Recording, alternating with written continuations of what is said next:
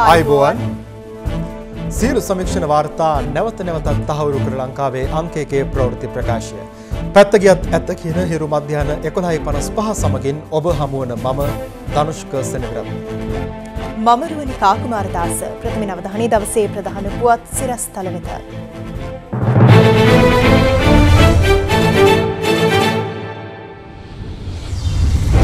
වරින්තු මත සිටියේදී සහරාන් බෝට්ටුවකින් ඉන්දියාවට පිටත් කළේ බදයුදීන්ගේ සොහොයුරා බව පාස්කු කොමිසමේදී හෙළිවේ. කැඳවීමක් ලැබූ කරුණා අම්මාන් තවමත් CID-යට පැමිණ නැහැ. හරින්ගේ ප්‍රකාශයට ආගමික නායකයන්ගේ දැඩි විරෝධය. මැලිසර නාවික හමුදා කඳවුර මාස 2කමාරකට පසු අද විවෘත වේ. අතුරේ යන බලංගොඩ හඳගිරියේ ගම්වැසියෝ.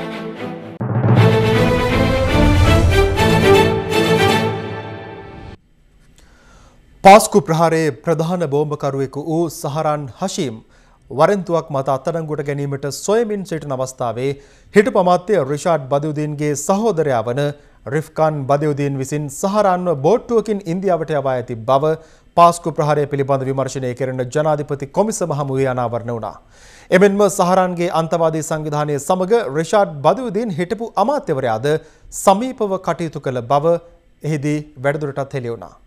ඒ හිටපු බුද්ධ්‍යංශ අධ්‍යක්ෂවරයෙකු කොමිසම හමුවේ සාක්ෂි ලබා දුන් අවස්ථාවේදී දවසේ පුවත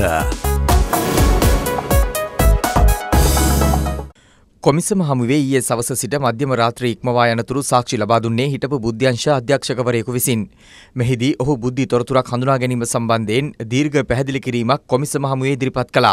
ඒ අනුව පාස්කු ප්‍රහාරය සම්බන්ධයෙන් පූර්ව තොරතුරු ඇතුළත් කරමින් ආරක්ෂක අංශවල ඉහළ නිලධාරීන් අතර හුවමාරු වී තිබූ මේ වන විටත් ජනාධිපති කොමිසමේ වැඩිදුර විමර්ශනයට ලක්වෙමින් පවතින ලිපි කට්ටල දෙකක් හිටපු බුද්ධි අධ්‍යක්ෂකවරයාට පෙන්වා ඒවා බුද්ධි තොරතුරු ලෙස හඳුනා ගැනීමට හැකිදැයි කොමිසම ප්‍රශ්න කළා. ඉන්දිය මහ කොමසාරිස් කාර්යාලය සහ වැදගත් ස්ථානවල එම ප්‍රහාර එල්ල කරන බවට මේ ලිපියේ සඳහන්. ලෙස සාක්ෂිකරු දීර්ඝ පිළිතුරක් ලබා දුන්නා. එහිදී හිටපු බුද්ධි අධ්‍යක්ෂකවරයා වැඩිදුරටත් සඳහන් කළේ නිර්ණායක හයම අන්තර්ගත වන බැවින් මෙය නිශ්චිතවම බුද්ධි තොරතුරක් බවයි. එමෙන්ම මෙවැනි ආකාරයේ තොරතුරක් ලැබෙන්නේ ඉතා කලාතුරකින් බවත් තම සේවා කාලය තුළ මෙවැනි පැහැදිලි සම්පූර්ණ තොරතුරු සහිත ලිපි ලැබී ඇත්තේ එකක් හෝ දෙකක් පමණක් බවත් ඔහු සඳහන් කළා. අනතුරුව ජනාධිපති කොමිසම විසින් මුල් ලේඛන කට්ටලේ සහ සමාන වූත් ඊට වැඩිමනක් ඇතුළත් කර තිබූ තවත් ලිපි කට්ටලයක් පරීක්ෂා කර බලා එහි අන්තර්ගතය පිළිබඳව පැහැදිලි කරන ලෙස සාක්ෂිකරුට පැවසුවා.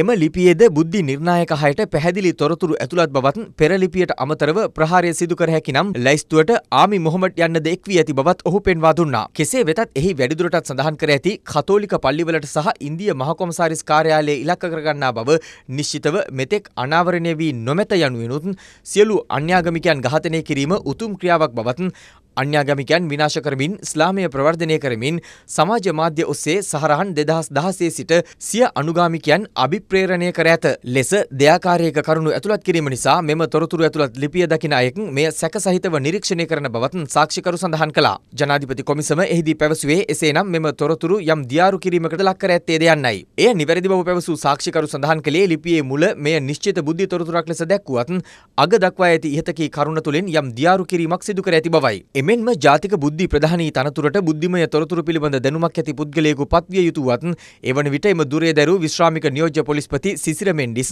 ඊට පෙර බුද්ධි තොරතුරු සම්බන්ධ විෂයපතයක් සමග කටයුතු නොකළ බව සාක්ෂිකරු සඳහන් කළා. එහින් ඔහුට මේ පිළිබඳ යම් දැනුම අඩු බවක් තිබෙන්නට ඇතැයිද සාක්ෂිකරු වැඩිදුරටත් සඳහන් කළා. කෙසේ වෙතත් මෙම ලිපියේ සඳහන් සහරාන් හෂීම් පිළිබඳව තම බුද්ධ්‍යංශය මගින් අවස්ථා 9කදී සහරාන්ගේ අන්තවාදී ප්‍රකාශ සහ ක්‍රියා සම්බන්ධයෙන් ජාතික බුද්ධි ප්‍රධානී සිසිර මෙන්ඩිස් සහ රාජ්‍ය බුද්ධි අධ්‍යක්ෂ නිලන්ත ජයවර්ධන දැනුවත් කළ බව ඔහු කොමිසමට හෙළි කළා. සහරාන් සමාජ මාධ්‍ය ඔස්සේ සිදු කරන ලද ප්‍රකාශ සහ බෙදාහැර තිබූ වීඩියෝ ISIS මතයට ඉතා සමාන වූ නිසා ඒ පිළිබඳ කඩිනමින් නීතිමය පියවර ගන්නා ලෙස තමන් එහිදී දැනුවත් කළ බව ඔහු වැඩිදුරටත් සඳහන් කළා. කාත්තන්කුඩි ප්‍රදේශයේ පල්ලි දෙකක් අතර සිදු වූ ගැටුමට අදාළ සහරාන් හෂීම් වරෙන්තුලත්ව පොලිසියෙන් සැඟව සිටි නිසා තම බුද්ධි අංශය මගින් සැකකරු සිටින ස්ථාන පිළිබඳ නිරන්තර සොයාබැලීමක් සිදු කළ බව සාක්ෂිකරු සඳහන් කළා. ඒ අනුව වරක් ඔහු මාවනැල්ල ප්‍රදේශයේ සහ කුරුණෑගල ප්‍රදේශයේ සිටින බවට ලද තොරතුරු මත සිදු කළ සොයාබැලීමකදී ඔහු එම ප්‍රදේශයට පැමිණ පිටව ගොස් ඇති බවත් එලෙස ඔහු එක් ප්‍රදේශයකින් තවත් ප්‍රදේශයකට පලා යමින් සිටින බවට තොරතුරු ලැබුණු බව සාක්ෂිකරු සඳහන් කළා. පසුව 2018 දෙසැම්බර් මාසයට පෙර සහරාන් හෂීම් මන්නාරමට පැමිණ එහිදී බෝට්ටුවකින් ඉන්දියාවට ගොස් කාශ්මීරය දක්වා ගොස් තිබූ බවත් සැකකරුට අයත් YouTube චැනලයකට ඉන්දියාවේ හයිදරාබාද් සිට තවත් වීඩියෝවක් මුදාහැර තිබූ බවත් හිටපු බුද්ධි අධ්‍යක්ෂකවරයා කොමිසමට අනාවරණ කළා.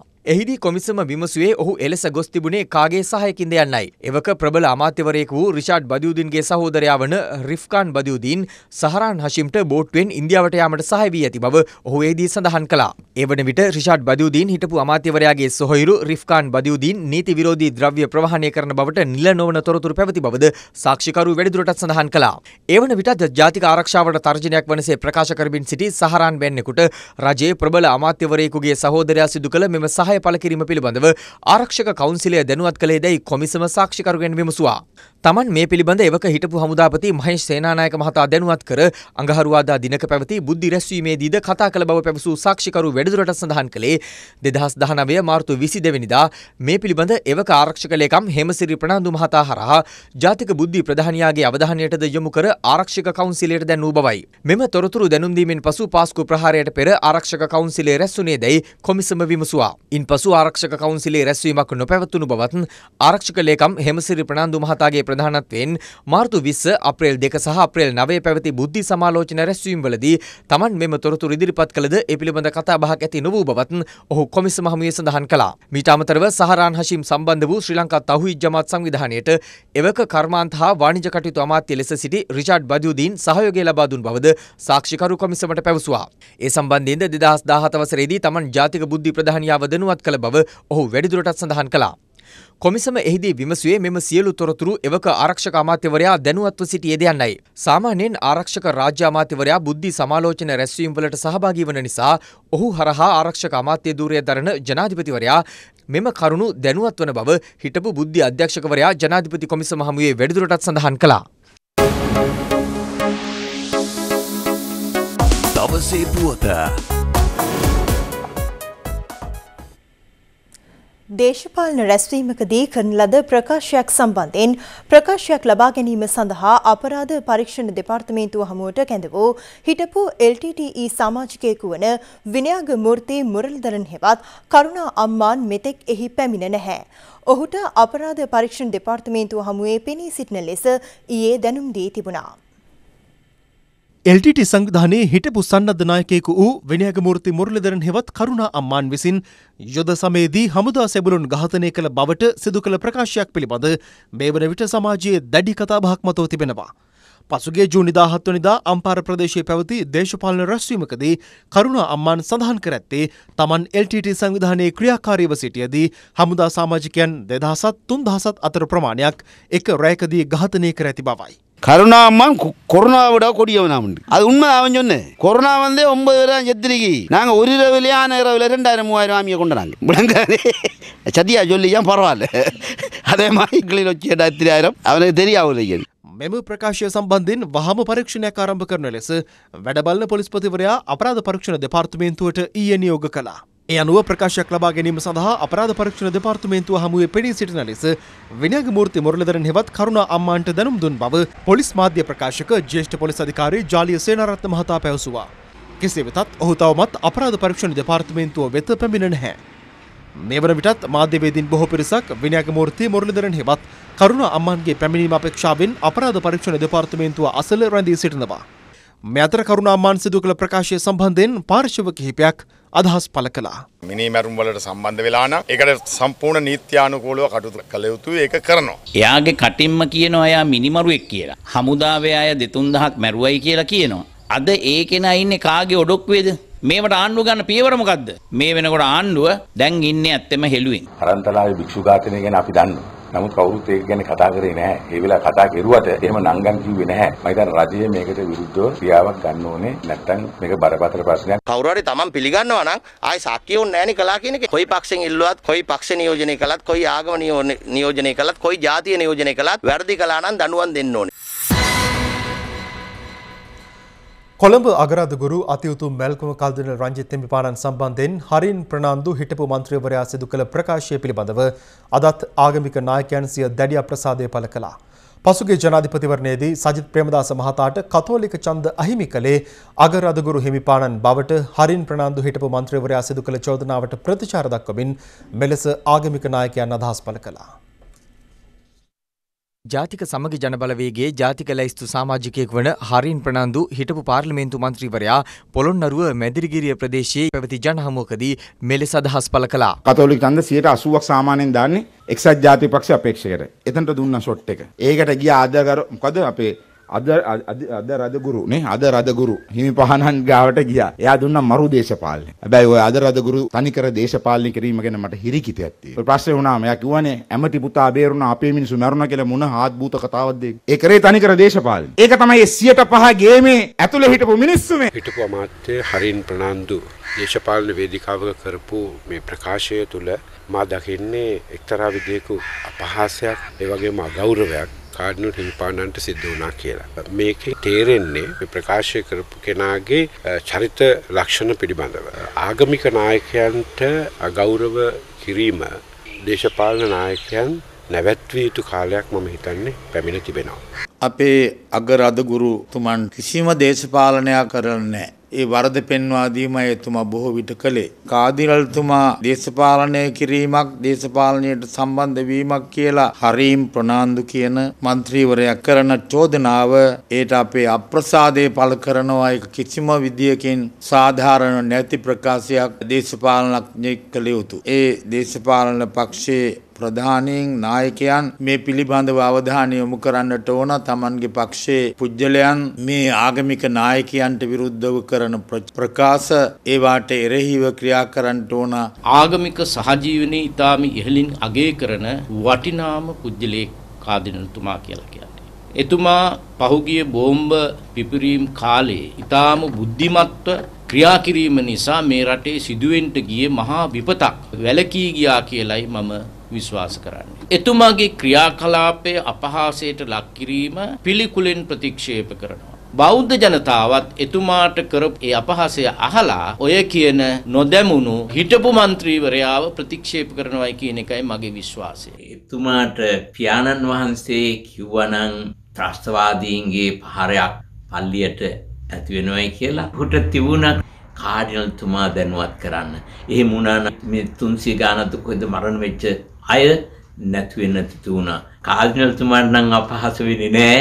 ඔබතුමා කරගත්ත මේ පව ජීවිතේට ඔබතුමාට බලපානවා. බුදුහාමුදුරුවෝ වසල සූත්‍රයේදීත් පැහැදිලි කරලා තියෙනවා අනින්දා අපහාස කරොත් ඒ අය වසල වෙනවා කියලා.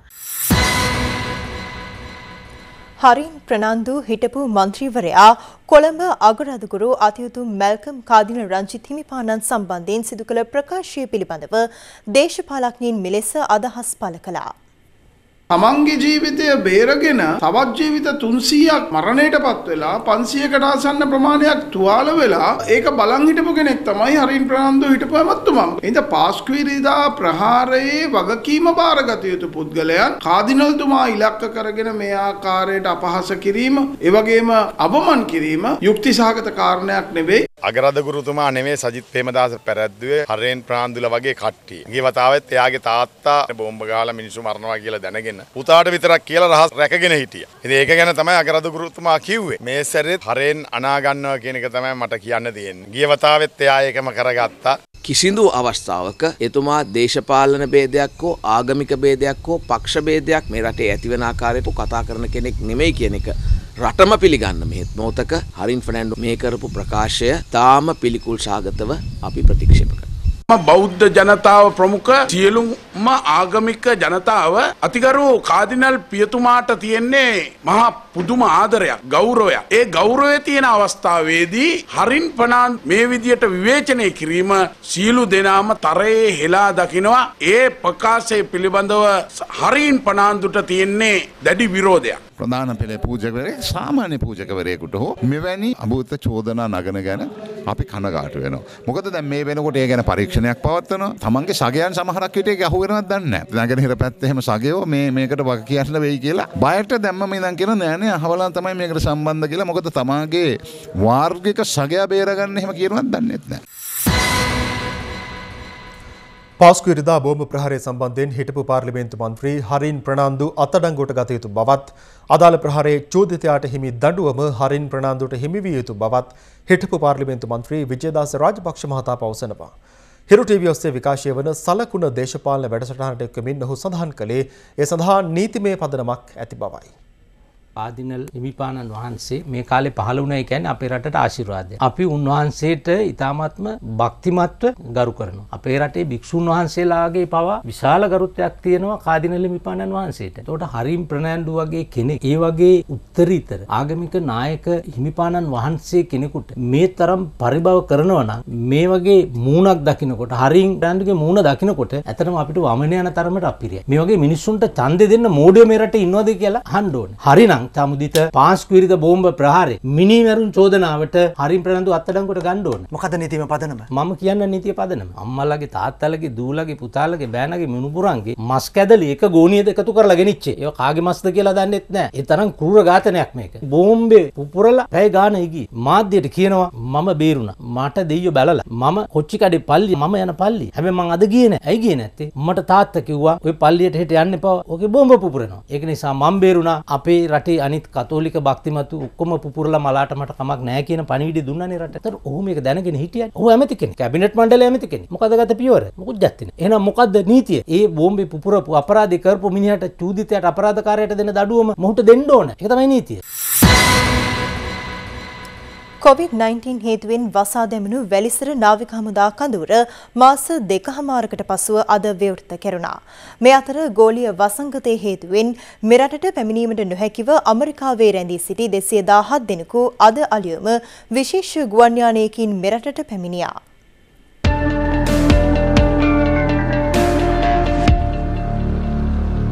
මෙරටින් වැඩිම COVID-19 ආසාදිතයන් සංඛ්‍යාවක් වාර්තා වූ වැලිසර නාවික හමුදා කඳවුර මාස 2කමාරකට පසු අද යලි විවෘත කෙරුණා.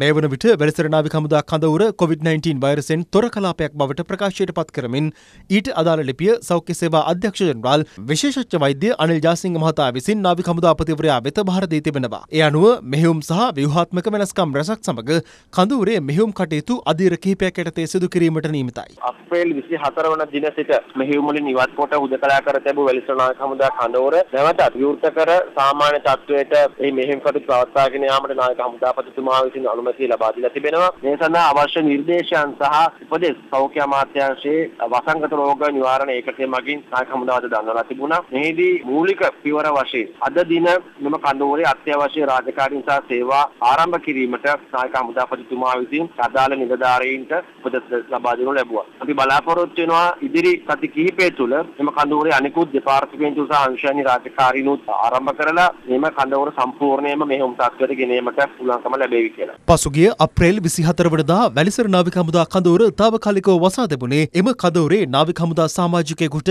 COVID-19 වෛරසය ආසාදනය වී ඇති බවට අනාවරණ වීමත් සමගයි. ඉන්පසු වැලිසර නාවික හමුදා කඳවුරේ නාවික හමුදා සමාජිකයන් 898 දෙනෙකුට COVID-19 වෛරසය ආසාදනය වී තිබූ අතර ඉන් 786 දෙනෙකු මේ වන විට පූර්ණ සුවය ලබා තිබෙනවා. තවත් 112 දෙනෙකු වෛරසය ආසාදිතව රෝහල්ගතව ප්‍රතිකාර ලබනවා.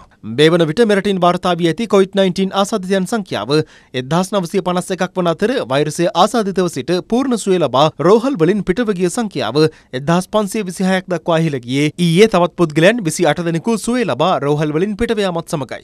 ඒ අනුව තවමත් රෝහල්ගතව ප්‍රතිකාර ලබන්නේ වෛරසය ආසාදිත 414 දෙනෙකු පමණයි. මේ අතර ගෝලීය වසංගත තත්ත්වයේ හේතුවෙන් මෙරටට පැමිණීමට නොහැකිව ඇමරිකාවේ රැඳී සිටි තවත් ශ්‍රී ලාංකිකයන් 217 දෙනෙකු අදාළුවම දිවයිනට පැමිණියා. ඒ එමිරේට්ස් ගුවන් සේවයට අයත් EK25-28 දරන විශේෂ ගුවන් යානයෙන් පැමිණි පිරිසගේ PCR පරීක්ෂණ ගුවන් තොටුපොළ පරිශ්‍රයේදීම සිදු කිරීමට සෞඛ්‍ය අංශ පියවරගෙන තිබුණේ මෙලෙසින්.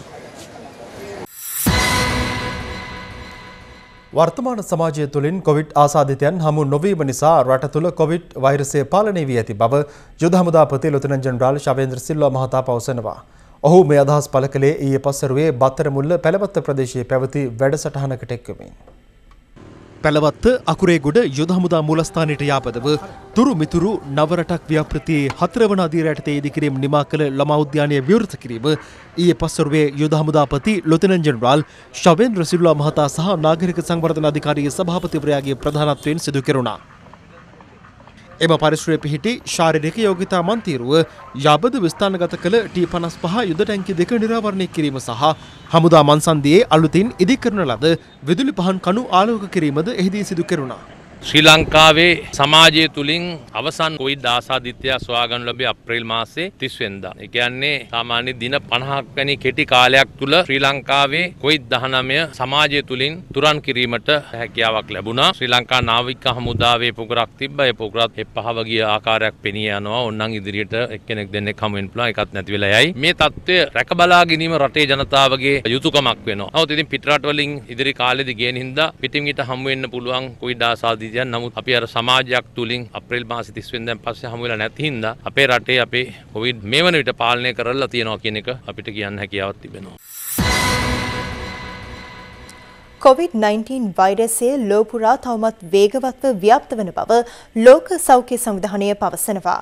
එහි ප්‍රධානී වෛද්‍ය ටෙඩ්‍රොස් ඇනම් පවසන්නේ COVID-19 ගෝලීය වසංගතය මේ වන විට සෞඛ්‍ය අර්බුදයක සීමාවන් ඉක්මවා ගොස් ඇති බවයි. ලොවපුරා වාර්තා වන COVID-19 වෛරස ආසාදිතයන් සංඛ්‍යාව මේ වන විට ලක්ෂ 91 ඉක්මවනවා. ලොව වැඩිම බලපෑමක් එල්ලවී ඇති ඇමරිකාවෙන් ගත වූ පැය 24 තුළ නව ආසාදිතයන් 31496ක් වාර්තා වීමත් සමග එරට සමස්ත ආසාදිතයන් සංඛ්‍යාව 2388153 දක්වා ඉහළ ගියා. මෙම තත්ත්වය හමුවේ ඇමරිකාවේ බරපතල රැකියා අර්බුදයක් නිර්මාණය වෙමින් පවතින බව විදේශ මාධ්‍ය වාර්තා කළා. ඒ අනුව ඇමරිකාව තුළ රැඳී සිටමින් රැකියාවල නිරත වීමට ලබා දෙන ග්‍රීන් කාඩ් සහ අනිකුත් විදේශ ශ්‍රමිකයන් සඳහා වීසා නිකුත් නොකිරීමේ කාල සීමාව මේ වසර අවසන් වනතුරු දීර්ඝ කිරීමට ජනාධිපති ඩොනල්ඩ් ට්‍රම්ප් පියවර ගත්තා. මන්දිරය පෙන්වා දෙන්නේ ජනාධිපතිවරයාගත් මෙම තීරණය මගින් COVID-19 වසංගතය හමුවේ ආර්ථිකමය වශයෙන් පීඩාවට පත්ව ඇති ඇමරිකානුවන් සඳහා රැකියා උත්පාදනය වනු ඇති බවයි. ලොව දෙවැනියට වැඩිම ආසාදිතයන් වාර්තා වන බ්‍රසීලයෙන් ගත වූ පැය 24 තුළ නව ආසාදිතයන් 24348ක් වාර්තා වීමත් සමග එරට සමස්ත ආසාදිතයන් සංඛ්‍යාව 11,11,348 දක්වා ඉහළ ගියා. යුරෝපයේ වැඩිම බලපෑමක් එල්ලව ඇති රුසියාවෙන්ද ගත වූ පැය 24 තුළ COVID-19 ආසාදිතයන් 7600ක් වාර්තා වුණා. ඒ අනුව එරට සමස්ත ආසාදිතයන් සංඛ්‍යාව 5,92,280ක්. මේ අතර COVID-19 ව්‍යාප්තිය පාලනය කිරීමේ පියවරක් ලෙස මේ වසරේ විදේශ වන්දනාකරුවන්ට හජ් වන්දනාව සඳහා අවසර ලබා නොදීමට සෞදි අරාබිය තීරණය කර තිබෙනවා. සෞදි රජය පියවරගෙන ඇත්තේ මේ වන විට එරට ජීවත් වන සීමිත ඉස්ලාම් බැතිමතුන් පිරිසකට පමණක් මක්කම වෙත පැමිණීමට අවසර ලබා දීමටයි. සෞදි අරාබියෙන් මේ වන විට COVID-19 ආසාදිතයන් 1,61,000ක් සහ මරණ 1,307ක් වාර්තා වනවා. මේ අතර COVID-19 ව්‍යාප්තිය ආරම්භ චීනයෙන් ගත වූ පැය 24 තුළ නව ආසාදිතයන් 22 දෙනෙකු වාර්තා වුණා. COVID-19 ව්‍යාප්තිය හේතුවෙන් පාකිස්තානයේ සින්ධ් ප්‍රදේශයේ සංචරණ සීමා පනවා ඇති පසුබිමක ජනතාව නිවෙස්වලට සීමා වීම හේතුවෙන් සංක්‍රමණික පක්ෂීන් නිදහසේ සැරිසරන ආකාරයයි මේ. COVID-19 ව්‍යාප්තියෙන් දකුණු ආසියාවේ වැඩිම බලපෑමක් එල්ල වී ඇති ඉන්දියාවෙන් ගත වූ පැය 24 තුළ නව ආසාදිතයන් 13540ක් වාර්තා වීමත් සමග එරට සමස්ත ආසාදිතයන් සංඛ්‍යාව 4,40,450 දක්වා ඉහළ ගියා. මේ අතර COVID-19 වසංගතයේ ගෝලීය බලපෑම සෞඛ්‍ය අර්බුදයක සීමාවන් ඉක්මවා ගොස් රටවල් රැසක ආර්ථික සමාජීය සහ දේශපාලනමය අර්බුදයක් බවට පත්ව ඇති බව ලෝක සෞඛ්‍ය සංවිධානයේ ප්‍රධානී වෛද්‍ය ටෙඩ්‍රොස් ඇනම් පවසනවා. ඔහු වැඩිදුරටත් පෙන්වා දෙන්නේ බෙදුණු ලෝකයක මෙම වෛරසය පරාජය කිරීම දුෂ්කර කාර්යයක් බවයි. මේ අතර COVID-19 රෝගීන් සඳහා ලබා දීමට සුදුසුයයි මෑතකදී අනාවරණය කරගත් ඩෙක්සමෙතසෝන් ඖෂධය නිෂ්පාදනය ඉහළ නැංවීම මීළඟ අභියෝගයක් වී ඇති බව ඔහු සඳහන් කළා. The next challenge is to increase production and rapidly and equitably distribute dexamethasone worldwide. WHO emphasized that dexamethasone should only be used for patients with severe or critical disease under close clinical supervision. There is no evidence this drug works for patients with mild disease or as a preventative measure, and it could cause harm.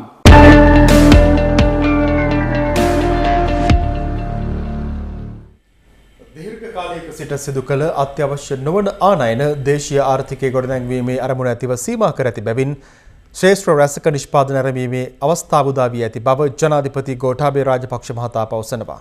ජනාධිපතිවරයා මේ අදහස් පළ කළේ ඊයේ පස්වරුවේ ජනාධිපති කාර්යාලයේ පැවති සාකච්ඡාවකදී.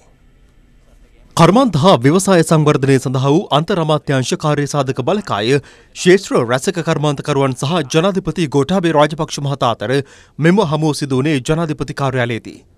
සෞභාග්‍ය දැක්ම ප්‍රතිපත්ති ප්‍රකාශනයෙන් පොරොන්දු ආකාරයට ජනතා කේන්ද්‍රීය ආර්ථිකයකට ගමන් මඟ සකසා ඇති බැවින් දේශීය සහ අන්තර්ජාතික වෙළඳපොළ ජය ගැනීම කර්මාන්තකරුවා හමුවේ ඇති වත්මන් අභියෝගයේ බව ජනාධිපතිවරයා මෙහිදී ප්‍රකාශ කළා.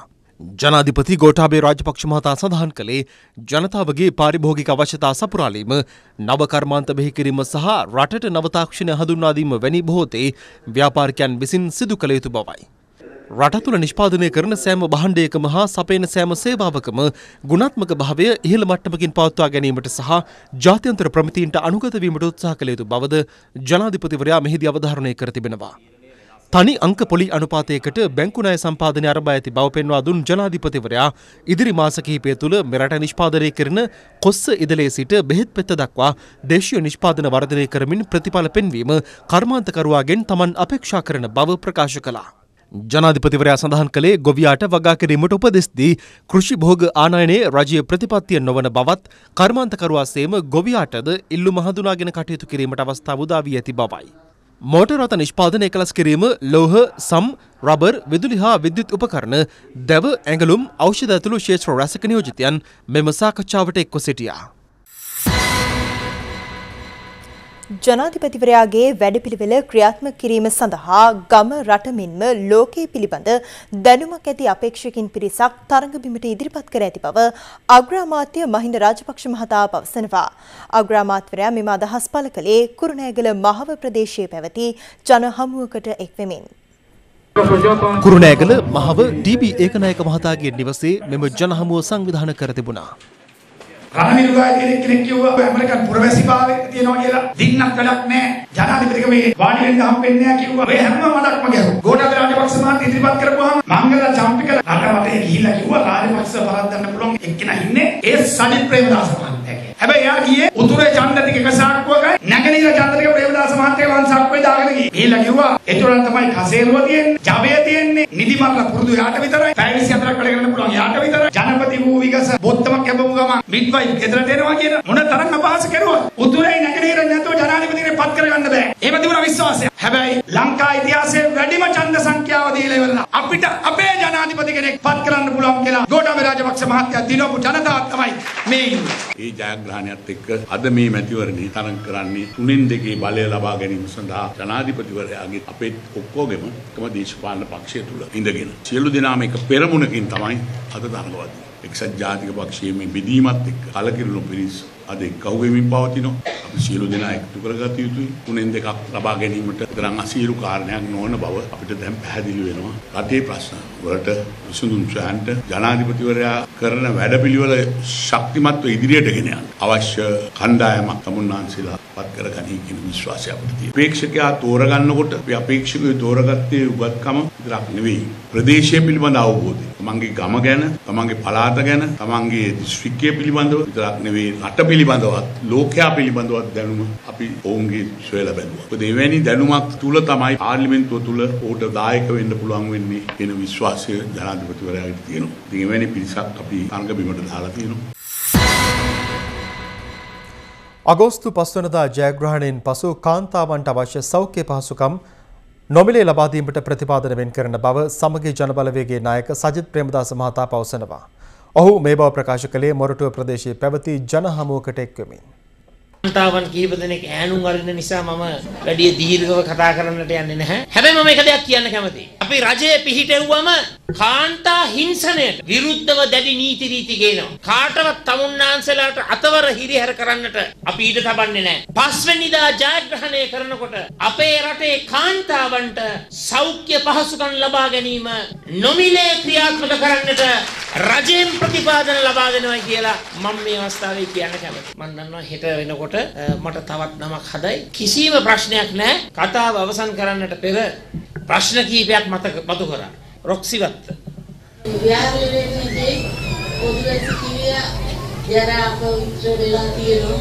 මේ මහත්මිය කතා කරා පොදු සනීප ආරක්ෂක පද්ධතියක් ගැන, වැසිකිලි පද්ධතිය ගැන. අපි ඒ සියල්ලක්ම ඔළුවේ සටහන් කරගත්තා, මොලේ සටහන් කරගත්තා. පස්වෙනි දැන් පස්සේ අපිට කරන්න තියෙන උපරිම යුතුයකම අපි ඉෂ්ට කරනවා. ලේසි පහසු දෙයක් නෙවෙයි, බොහොම ඇඟට අමාරුයි. මේ වගේ මහන්සිකාර ගමනක් යනකොට කරන්න දෙයක් නැහැ. අපි ලෑස්ති දුෂ්කර ක්‍රියා කරලා ජනතාව වෙනුවෙන් මේ දේශපාලන ව්‍යාපාරය සාර්ථක කරගන්න.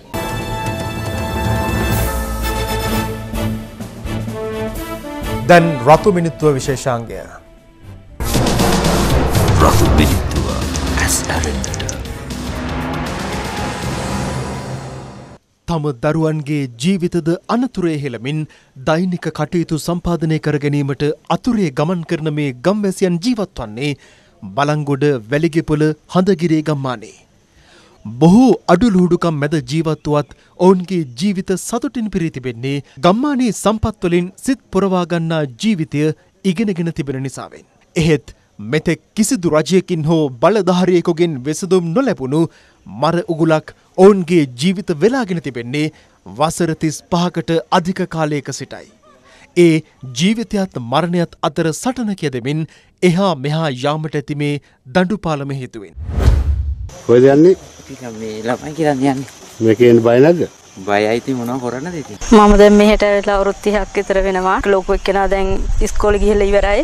එයා හම්බෙන්නත් මේකෙන් තමයි ගියේ. ඉස්කෝලේ යනකොට අනන්තවත් පල්ලට වැහලා නැහැ. කම්බි එල්ලිලා එහෙම සෑහෙන දුක් විඳා. මේ දණ්ඩට අඩියක් වගේ තියෙද්දි ගලනවා. මේ පොඩි බබා හම්බෙන්නෙත් එද්දි ක්ලිනික් එකෙම ගියෙත් මේ දණ්ඩෙන් තමයි. දැන් දිරලා තියෙන්නේ හොඳටම. රේල් පීල්ලක් වගේවත් යන්තම් හදලා දෙන්න කියලා තමයි කියන්නේ. කිසිදු රජයකින් සිය පෞද්ගලික වාසි ප්‍රයෝජන අපේක්ෂා නොකරන මේ ගම්වැසියන්ගේ එකම ඉල්ලීම වන්නේ එදිනෙදා එහා මෙහා ගමන් කරන මේ මර උගුලට විසඳුමක් ලබා දෙන ලෙසයි. රටේ විවිධ ක්ෂේත්‍රවල සංවර්ධනය පිළිබඳ උදම් අනනා බලධාරීන් කිසිවෙකුගේ දැස් තවමත් මේ අනතුර දෙස නොබලන්නේ සංවර්ධනයේ අරුණලු ගමට හිමි නොවන බව පසක් කරමින්ද. අතුරේ යන මේ ජීවිතවලට සහනයක් සපයමින් හැකි ඉක්මනින් ප්‍රමිතියෙන් යුතු පාලමක් ඉදිකර දෙන තෙක් රතු මිනිත්තුව අවධානයෙන්. රතු මිනිත්තුව ඇස් ඇරෙන්නට. වසර ගණනාවක සිට කිසිදු ප්‍රයෝජනයක් නොගෙනම විනාශ වෙමින් පවතින ඉඟිනියාගල වීගබඩා සංකීර්ණය නැවත පිළිසකර කර දෙන ලෙස ප්‍රදේශීය ජනතාව රජයෙන් ඉල්ලා සිටිනවා. මේ අම්පාර සහ මොනරාගල දිස්ත්‍රික්කයන්ට මයිම පිහිටි ඉඟිනියාගල ප්‍රදේශයේ ඇති විශාලතම වීගබඩා සංකීර්ණයයි. අක්කර 10ක භූමි ප්‍රමාණයක පිහිටි මෙම වීගබඩා සංකීර්ණය 60 දශකයේ ආරම්භ කර ඇති බව සඳහන්. වී අලවි මණ්ඩලය යටතේ පවතින මෙම වීගබඩා සංකීර්ණයේ වී තැන්බීම, වී කැටීම සහ වී කිලෝ ලක්ෂ 5ක් පමණ ගබඩා කර තැබීමේ හැකියාව පවතිනවා. එලෙස ආරම්භ වූ මෙම ගබඩා සංකීර්ණයේ වැඩ කටයුතු 1971 වසරේ සිට 1994 දක්වා සිදු කර ඇති අතර එම කාලයේදී එහි සේවකයන් විශාල ප්‍රමාණයක් එහි සේවය කර තිබෙනවා.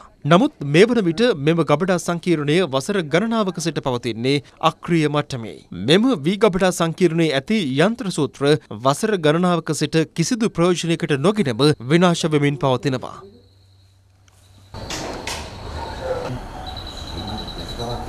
මුළු නැගෙනහිරට පමණක් නෙමෙයි මේ ලංකාවටම අවශ්‍ය කරන වී නිෂ්පාදනය, හාල් නිෂ්පාදනය දෙන්න පුළුවන් තත්ත්වයට තිබුණු තැනක්. ප්‍රදේශවාසීන් පවසන්නේ මෙම වීගබඩා සංකීර්ණය නිසි පරිදි සකස් කොට මහ ජනතාවගේ සුබ සිද්ධිය වෙනුවෙන් යොදවන ලෙසයි. වී කොටනකොට එන 10 වලින් වී තම්බලත් කොටන්න පුළුවන්. බොයිලරුකුත් තියෙනවා මෙතන. මේක විශාල පාඩුවක්. මම ඉල්ලන්නේ මේ ඉන්න බලධාරීන්ගෙන් මේක අලුත් වැඩියා කරලා නැවත පටන් ගන්න. තම කියනවා නම් මේක ප්‍රතිසංස්කරණය කරලා අලුත් වැඩියා කරාට පස්සේ අපේ ගමේ ඉන්න කට්ටියට හුඟක් තරුණ පරම්පරාව ඉන්න රැකියා නැති ඒ කට්ටියට මේ රැකියා කීපයක් මේකෙන් ලබා දෙන්න පුළුවන්. අගෝස්තු 1 වෙනිදා සිට දිවයිනට පැමිණෙන සංචාරකයන්ට නවාතැන් ගත හැක්කේ ශ්‍රී ලංකා සංචාරක සංවර්ධන අධිකාරිය ලියාපදිංචි හෝටල් සහ නවාතැන් සපයන ස්ථානවල පමණක් බව අමාත්‍ය ප්‍රසන්න රණතුංග මහතා පවසනවා. දැන් තවත් දේශීය පොත් කිහිපයක් සමගින් රටවටා හිරෝ. රටවටා හිරෝ. දේශපාලන පරිගණන සම්බන්ධයෙන් සොයා බලන ජනාධිපති කොමිසම විසින් ඇවන්කාඩ් සිද්ධියට සම්බන්ධව නිකුත් කර තිබූ නොතිසි වලට අදාළව අද දිනේදී හිටපු අමාත්‍යවරුන් වන රාජිත සේනාරත්න, අර්ජුන රණතුංග සහ ජනතා විමුක්ති පෙරමුණේ නායක අනුර කුමාර දිසානායක යන මහතුරුන් කොමිසම හමුවේ පිණි සිටියා. උඩරට දුම්රිය මාර්ගයේ පොහොය සහ ඉදල්කස් හින්න දුම්රිය ස්ථාන අතර 34 වැනි උමං මාර්ගයේ ආසන්නයේ ඇති කැලෑපද ප්‍රදේශයක විශාල ගින්නක් හටගෙන ඇති අතර එය මෙවන විටත් පවතින බව අප වාර්තාකරු සඳහන් කළා. බදුල්ල ප්‍රදේශයේ පෙරහැරක ස්වරූපයෙන් අපේක්ෂකයෙකු නොමැතිව ඡන්ද නීති උල්ලංඝනය කරමින් ගමන්ගත ජීප් රථයක් සම්බන්ධව පොලිසියට ලද තොරතුරක් අනුව ජීප් රථය එම ස්ථානයෙන් ඉවත් කිරීමට බදුල්ල පොලිසිය කටයුතු කළා. ආදර්ශ ඡන්ද ගණන් කිරීමක් අද උදෑසන ගාල්ල දිස්ත්‍රික් ලේකම් කාර්යාලයේදී ගාල්ල දිස්ත්‍රික් ලේකම් සෝමරත්න විධානපතිරණ මහතාගේ සහ ගාල්ල නියෝජ්‍ය මැතිවරණ කුමසාරිස්වරයාගේ ප්‍රධානත්වයෙන් පැවැත්වුණා. හලාවත කුරුණෑගල මාර්ගයේ මැල්පුර මන්සන්දියේදී මෝටර රථයක් සහ යතුරුපැදියක් එකිනෙක ගැටී සිදු වන අනතුරකින් යතුරුපැදියේ පසුපස ගමන්ගත් කාන්තාව තුවාල ලබා රෝහල්ගත කර තිබෙනවා. ගින්ගඟේ දියනෑමට ගිය 12 හැවිරිදි දරුවෙකු දියගිලී ජීවිතක්ෂයට පත්ව තිබෙනවා. වලස්මුල්ල ප්‍රදේශයේ පදිංචි දිලුම් නිම්සර නමැති දරුවෙකු මෙලෙස ජීවිතක්ෂයට පත්ව ඇත්තේ තම මව සහ පියා සමග ගින්තොට මෝයකටේ දියනාමින් සිටියේදී.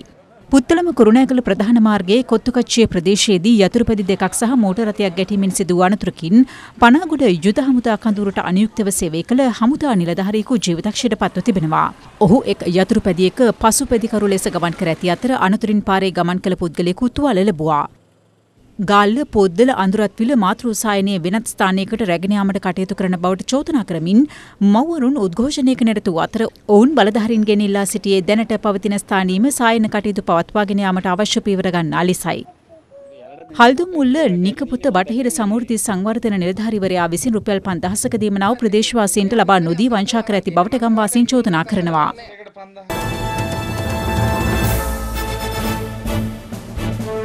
ක්‍රෙඩිට් කාඩ් උපයෝගී කරගනිමින් ජාත්‍යන්තර මට්ටමේ ජාවාරමක නිරත වූ විදේශිකයන් සිව් දෙනෙකු ගල්කිස්ස ප්‍රධාන පෙළේ හෝටලයක් තුළ රැඳී සිටියේදී පොලිස් විශේෂ කාර්ය බලකාය අත්අඩංගුවට ගෙන තිබෙනවා. අත්අඩංගුවටගත් පිරිස අතරට නයිජීරියානු ජාතිකයන් 3 දෙනෙකු සහ උගන්ඩා ජාතික කාන්තාවක් ඇතුළත්. සැකකරුවන් සන්තකයේ තිබී ව්‍යාජ ඩෙබිට් කාඩ් පත් 20කට ආසන්න ප්‍රමාණයක් සොයාගත් අතර වැඩිදුර පරීක්ෂා කිරීමවලදී හෙළි වුණේ 2017 වසරේදී මෙරටට පැමිණ ඇති ඔවුන් විසා නොමැතිව රැඳී සිට ඇති බවයි. සමාජ මාධ්‍ය ඔස්සේ පුද්ගලයන් ඇසුරු කර මුදල් වංචා කර ඇති මෙම පිරිස මීට පෙර අපරාධ පරීක්ෂණ දෙපාර්තමේන්තුව විසින් අත්අඩංගුවටගෙන බන්ධනාගාරගතව සිට ඇති බවටද ප්‍රශ්න කිරීමවලදී හෙළි වුණා. සැකකරුවන් සිව් දෙනා වැඩිදුර පරීක්ෂණ සඳහා අපරාධ පරීක්ෂණ දෙපාර්තමේන්තුවට ඉදිරිපත් කිරීමට නියමිතයි. දැන් ලොව වටා හිරු. ලොව වටා හිරු. වර්ගවාදයට එරෙහිව ඇමරිකාවේ ක්‍රියාත්මක විරෝධතා අතරතුර දවල මන්දිරය අසල පිහිටි එරට 7 වන ජනාධිපති ඇන්ඩ්‍රු ජැක්සන්ගේ ප්‍රතිමාවක් ගලවා ඉවත් කිරීමට කටයුතු කිරීමේදී පොලිසිය සහ විරෝධතාකරුවන් අතර ගැටුම් ඇති වුණා. ඉන්දු චීන දේශසීමා අර්බුදය තවදුරටත් උත්සන්න කරමින් දෙරටේ දේශසීමාවේ සික්කිම්හිදී ඉන්දිය සහ චීන සෙබළුන් ගැටුමකට මැදිවන ආකාරය විදේශ මාධ්‍ය මෙලෙස වාර්තා කළා.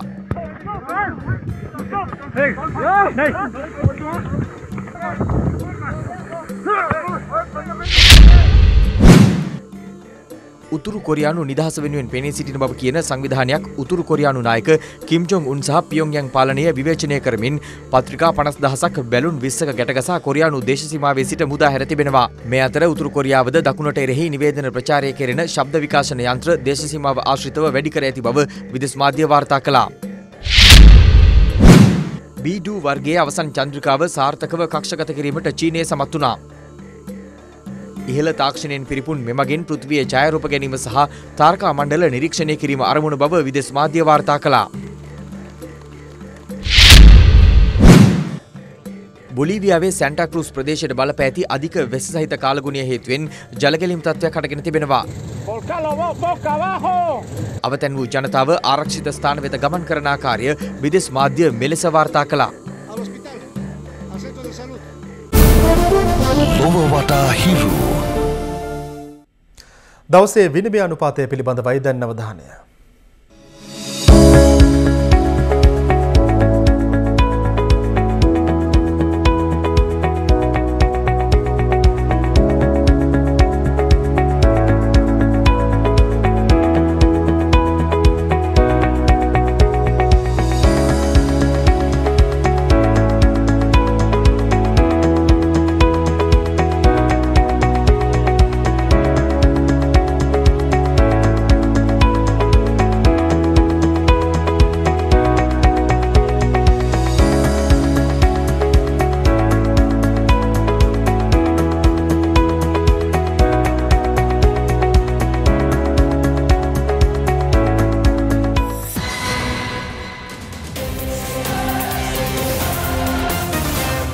කොවිඩ් අවදානමෙන් අනතුරුව ශ්‍රී ලංකා ක්‍රිකට් කණ්ඩායම සහභාගී වන සිය දෙවන නේවාසික පුහුණු කඳවුර ඊයේ පල්ලිකැලේ ජාත්‍යන්තර ක්‍රිකට් ක්‍රීඩාංගණයේදී ආරම්භ වුණා.